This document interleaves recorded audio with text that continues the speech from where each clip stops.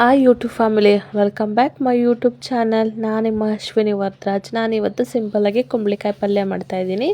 ಬನ್ನಿ ಹೇಗೆ ಮಾಡೋದು ನೋಡ್ಕೊಂಬರೋಣ. ನಾನು ಕುಂಬಳಕಾಯಿ ಸಣ್ಣದಾಗಿ ಕಟ್ ಮಾಡ್ಕೊಂಡಿದ್ದೀನಿ. ಅದ್ರ ಜೊತೆಗೆ ಈರುಳ್ಳಿ, ಹಸಿರು ಮೆಣಸಿನ್ಕಾಯಿ, ಕೊತ್ತಂಬರಿ ಸೊಪ್ಪು, ಕರ್ಬೇವಿನ ಸೊಪ್ಪು, ಸ್ವಲ್ಪ ಟೊಮೆಟೊ, ಸ್ವಲ್ಪ ತೆಂಗಿನ ತುರಿ ಸ್ವಲ್ಪ ಕ್ವಾಂಟಿಟಿ ಜಾಸ್ತಿ ಇರಲಿ. ಕುಂಬಳಕಾಯಿ ಪಲ್ಯಕ್ಕೆ ಕುಂಬಳಕಾಯಿ ಪಲ್ಯ ಅಂತಲೂ ಕರೀತಾರೆ ಅಥವಾ ಕುಂಬಳಕಾಯಿ ತಾಳ್ಟ ಅಂತಲೂ ಕರೀತಾರೆ.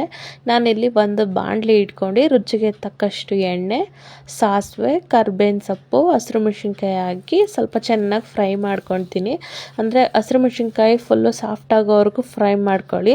ಸಾಫ್ಟ್ ಆದ ನಂತರ ಈರುಳ್ಳಿ ಹಾಕಿ ಅದ್ರ ಜೊತೆಗೆ ರುಚಿಗೆ ತಕ್ಕಷ್ಟು ಉಪ್ಪು ಹಾಕಿ, ಉಪ್ಪು ಸ್ವಲ್ಪ ಕಮ್ಮಿ ಹಾಕ್ಕೊಳ್ಳಿ. ಯಾಕೆಂದರೆ ಕುಂಬಳಕಾಯಿ ಸ್ವಲ್ಪ ಬೇಗ ಸಾಫ್ಟ್ ಆಗಿರೋದ್ರಿಂದ ಅದು ಉಪ್ಪು ಜಾಸ್ತಿ ಆಗಿಬಿಡುತ್ತೆ. ನೀವು ಸ್ವಲ್ಪ ಟೊಮೆಟೊ ಪ್ಯೂರಿ ಹಾಕೋಬೋದು. ನೋಡಿ, ನಾನು ಸ್ವಲ್ಪ ಟೊಮೆಟೊ ಚಿಕ್ಕದಾಗಿ ಕಟ್ ಮಾಡ್ಕೊಂಡು, ಜಾಸ್ತಿ ಟೊಮೆಟೊ ಹಾಕ್ಕೊಂಡಿಲ್ಲ, ಸ್ವಲ್ಪ ಹುಳಿ ಆಗಿಬಿಡುತ್ತೆ. ಇಲ್ಲಾಂದರೆ ಸ್ಕಿಪ್ ಮಾಡ್ಕೋಬೋದು. ನೋಡಿ, ಚಿಕ್ಕದಾಗಿ ಕಟ್ ಮಾಡ್ಕೊಂಡಿರೋ ಕುಂಬಳಕಾಯಿ ಹಾಕಿ ನೀಟಾಗಿ ಒಂದ್ಸತಿ ಚೆನ್ನಾಗಿ ಮಿಕ್ಸ್ ಮಾಡ್ಕೊಳ್ಳಿ.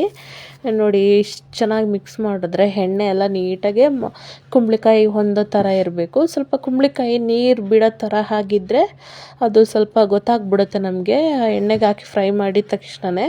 ನೋಡಿ, ನಾನಿವಾಗ ಸ್ವಲ್ಪ ಕೊತ್ತಂಬರಿ ಸೊಪ್ಪು ಹಾಕಿ ತೆಂಗಿನ ತುರಿ ಹಾಕ್ತಾಯಿದ್ದೀನಿ. ನೀವು ಯಾವಾಗ ಹಾಕಬೇಕು ಅಂದರೆ ಕುಂಬಳಕಾಯಿ ಎಲ್ಲ ಸಾಫ್ಟ್ ಆಗಬೇಕಾದ್ರೆ ಹಾಕಿ. ನೀವು ಆವಾಗ ಹಾಕಿ ಒಂದು ಸತಿ ಚೆನ್ನಾಗಿ ಮಿಕ್ಸ್ ಮಾಡಿದ್ರೆ ರೆಡಿ ಆಯಿತು.